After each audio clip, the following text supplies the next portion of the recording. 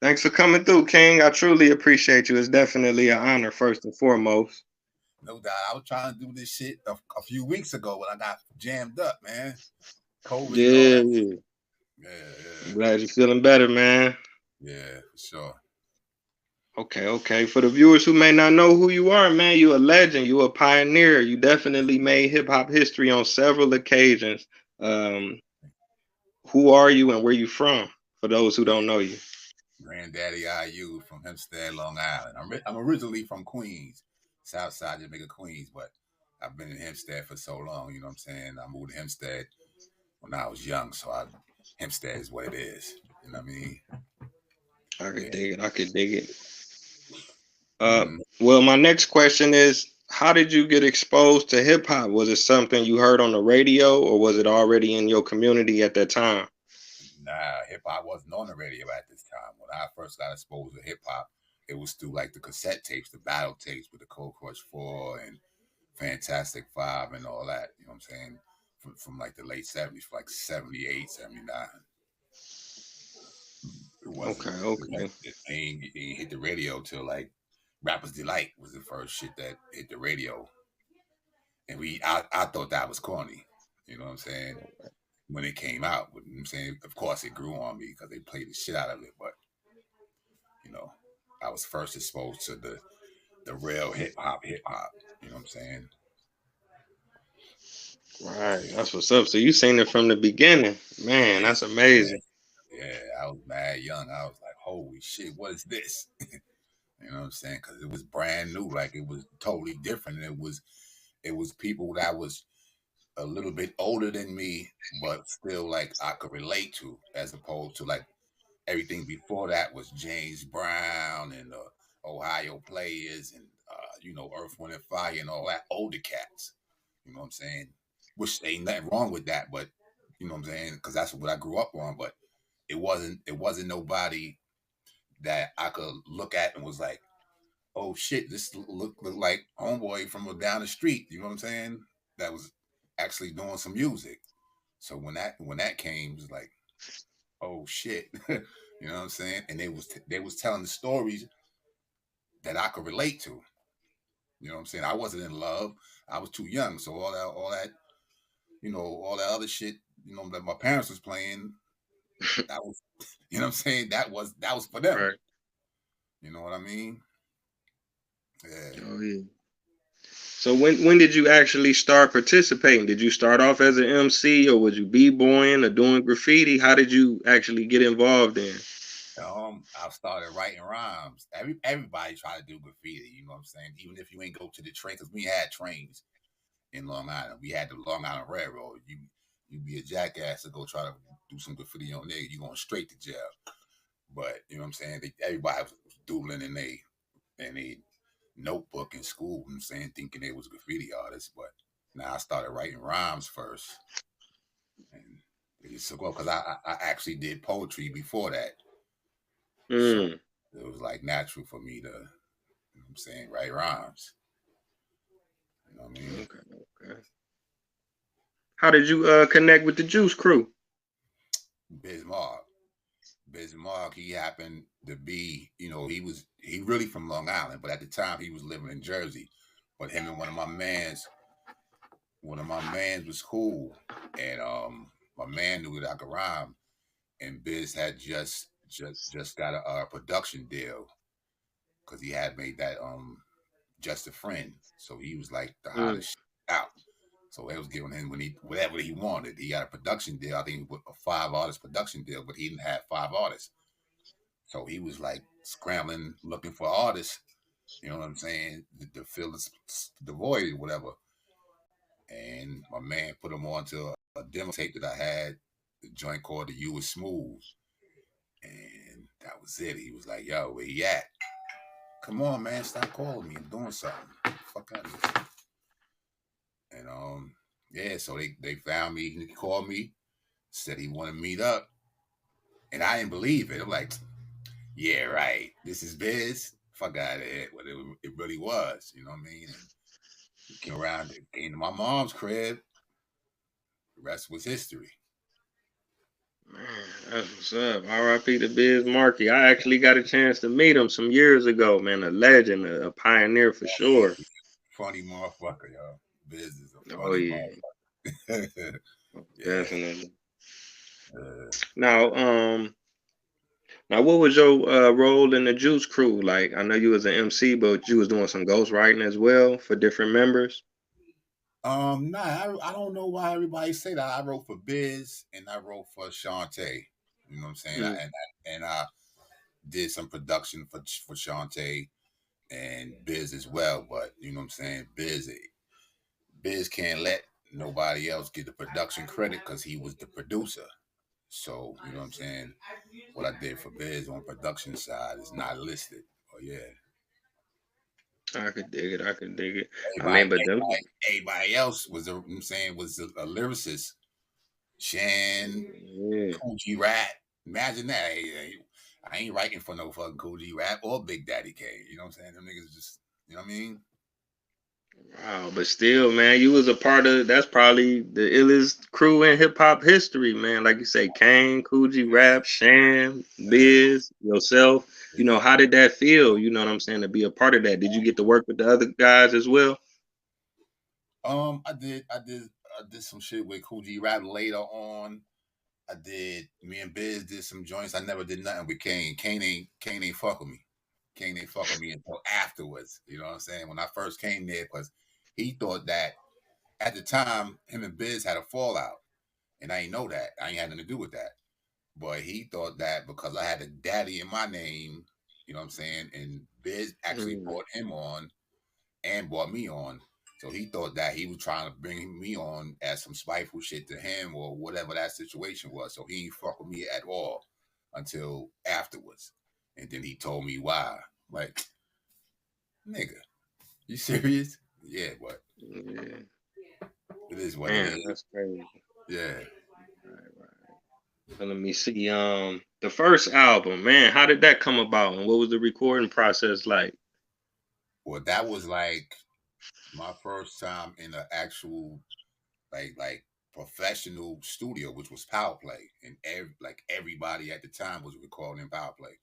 So that right there was amazing. But I didn't actually have an album to record, so I was making up. They put me on the schedule for every day, and I didn't have a song to do every day. So every day when I left the studio, I had to go to the crib real quick, fish through all the records, find samples, and then find something that I fucked with to write to and make a whole new song for the next day. So I was just making songs on the fly every day, making up a new song, making up a new song until I had the whole album. So it wasn't no concept to it. It was just like whatever whatever I was coming up with. And that's what I came up with. Right, right. Some classics though. So you was producing and writing. Well, I can't really actually call it producing because I didn't have samplers and none of that shit. I was like, I don't know how far you go back, but back in the days, they had like a 4 second sampler on a mixer. And so you had to like find the drums on one record and then record that while you mixing, while you trying to line up the bass line and mixing shit together. And then 4 seconds, like you got to do a lot of shit just to have 4 seconds of the beat. And then you got to re-record and loop it and then write to. So it's like I knew all the samples that I wanted, and then when I took it to the studio, Cool V and DJ Doc put it together the right way. That's how I learned how to produce. So it wasn't really producing, but it was pre-production. But yeah, all the ideas and all the samples, all that came from me. Man, shit, that sound like it though. You know what I'm saying? You contributed to that. You came Oh yeah, prepared. You know what I'm saying? yeah, Most yeah, definitely. yeah. Yes. I wanted to ask you. You appeared on Big L's album. That's a classic album, man. And you on like the one of the hardest cuts on the song, the Graveyard. How did you meet Big L, and what was your relationship like with him? It was that at the time, Cold Chillin' was distributed by Epic, which is in the Sony building, and he was on Columbia, so we in the same building. And I think his A&R just like, yo, Big L is a fan of yours. He wants you to get on one of the joints. And I was like, all right, whatever. What's up? He was like, yo, come to the spot. And like at that time, it wasn't no paperwork involved. It was just like he was cool. He asked me to do it. I came through. I just did it. Everybody wrote on the spot. It was like me, Law Finesse, just a bunch of us. We in the studio. They gave everybody pencil and pad. Put the beat on. Buck Wild put the beat on. Everybody wrote, and you know what I mean. You ready? I'm ready. Let's go. And that's how it was. Man, but that sound like one of the illest recording sessions in hip hop. You say Buck Wild, Lord Finesse, Big L, one Jay-Z on that one too. Jay-Z, Party Artie, like R.I.P. to Party Artie for sure. Yeah. AG was supposed to be on it. He was dead, but he was like, y'all done killed it already. You know what I'm saying? Ain't no room. Fuck it. But yeah, that definitely was a classic session for sure. Man, it gotta be, man, with all of them, some gorillas on there, boy. Yeah, no doubt.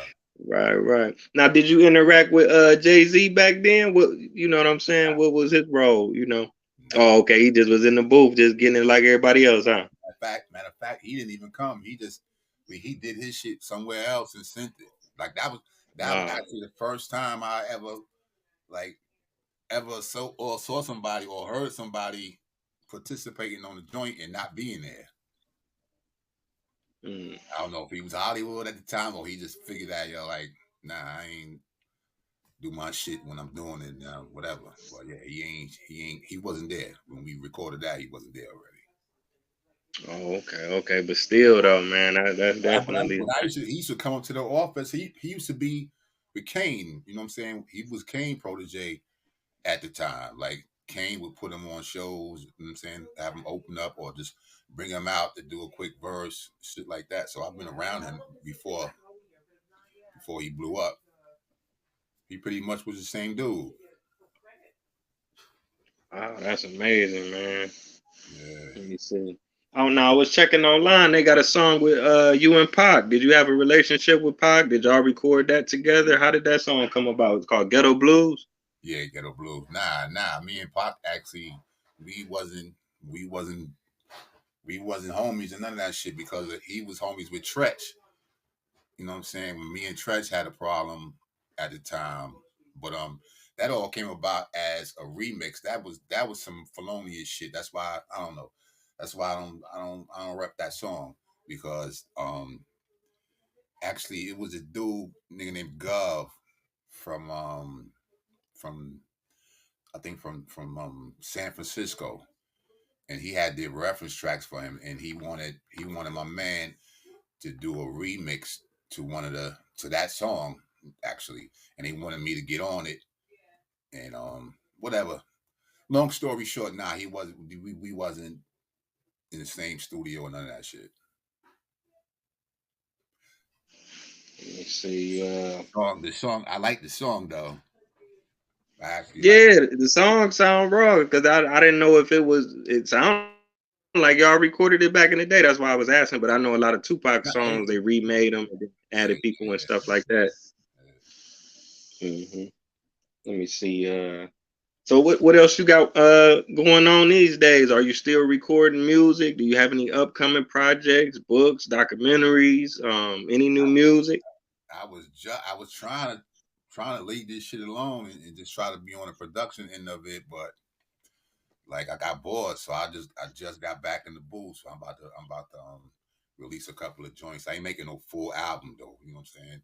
Features here, a couple of singles there, but yeah, man. I mean, like I just last year I did a whole production album. I had Method Man, Rod Digger, Lil Fame from MOP. I had Craig G. I had a bunch of dudes on the Bumpy Knuckles and my man Shorty Shy on a production album that I just did. It's called The Essence. Check for it when you get a chance. Granddaddy IU presents The Essence. That's the last project I actually dropped, and that was like I don't know what month it was, but it was 2020. I just did the unsung for Cold Chillin'. I want to see how that come out too. Oh yeah, they did an unsung. I'm gonna have to check that out, man. They be laying them out. I be loving them unsungs. I'm gonna have to check it out for Sure. most definitely. Man, I got a question for you. So, by you being somebody that seen the evolution of hip hop, how do you feel about hip hop today, or do you even consider it hip hop, like trap, rap, crunk, snap, drill? Are they subgenres of hip hop, or is Yeah, it something else for you? I would definitely say those are subgenres. You know what I'm saying? Because it's not the original recipe. You know what I'm saying? So it can be hip hop if it don't they don't even call it hip hop. You know what I'm saying?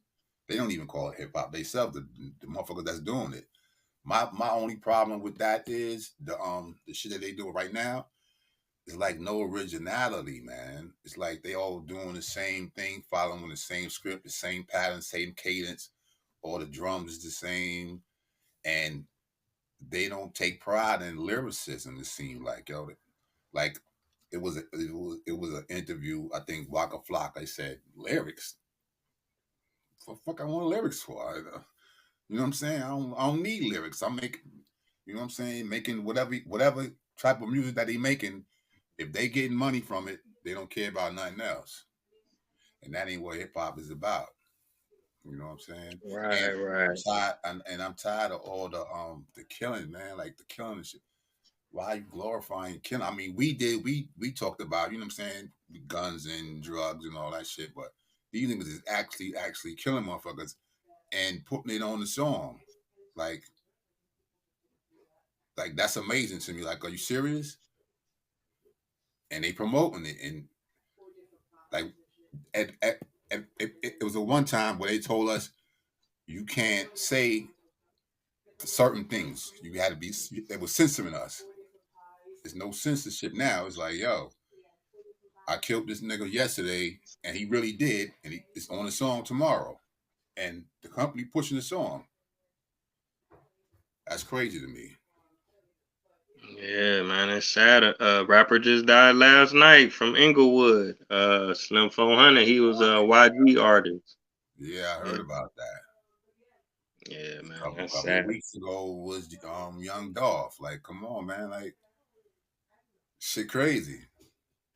Right, that's sad, man. You can't even make it out the hood all the way, and people want to take your life from you. Hey, But hey, I mean, like you touched on something important. At least in the '90s and the '80s, everybody kind of sounded different. Like Bone yeah, and Wu Tang and Outkast and NWA and Run DMC, they right. all sounded totally different.